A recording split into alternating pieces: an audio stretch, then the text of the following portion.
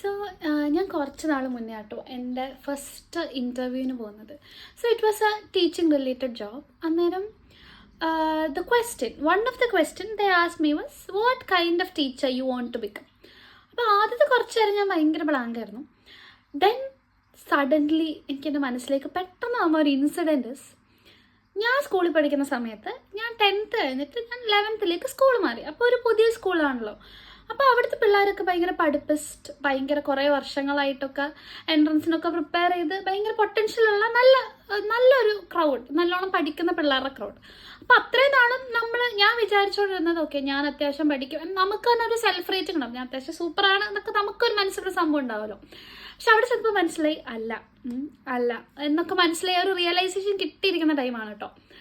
അന്നേരം സഡൻലി ആ ഒരു സൈക്കിൾ ഇങ്ങനെ പൊയ്ക്കോണ്ടിരിക്കാതായി. Try to fit no disappointment വീണ്ടും. അപ്പം ഇങ്ങനെ ഒരു പൊക്കോടെ ഇരിക്കുന്ന ഒരു സമയത്ത് വന്നു, ആ ഇംഗ്ലീഷ് പീരീഡ് ആയിരുന്നു. അപ്പോൾ സാറ് വന്നു, എന്നിട്ടൊരു 50 to 60 സ്റ്റുഡൻസ് ഇരിക്കുന്ന ഒരു ക്ലാസ്സിൽ he pointed me out and he asked ഏത് സ്കൂളിൽ നിന്നാണ് വരുന്നേ.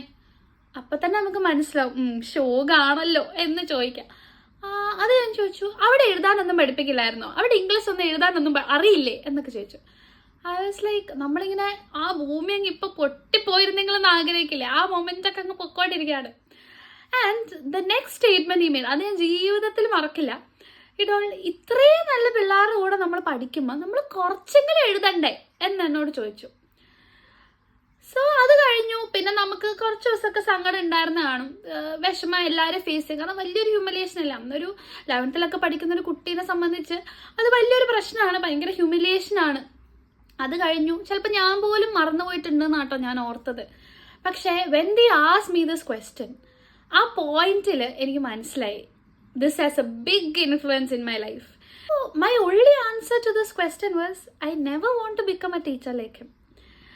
ഞാൻ അന്ന് ഫേസ് ചെയ്തൊരു ഹ്യൂമിലിയേഷൻ, അല്ലെങ്കിൽ ഞാൻ അന്ന് ഫേസ് ചെയ്തൊരു മൊമെന്റ് ഞാൻ പഠിപ്പിക്കുന്ന ഒരു കൊച്ചിനുണ്ടാവരുത്. That was my only thing.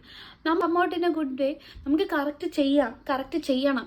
പക്ഷെ it's always about being with them and correcting them, rather than ഇങ്ങനൊരു ഭയങ്കര ഷോക്ക് കൊടുത്തിട്ട് ഒന്നും ചെയ്യാതെ പോവാണ് അല്ലേ, നമ്മളെ ഹെൽപ്പ് ചെയ്യുന്നില്ല, we are just giving a shock and living.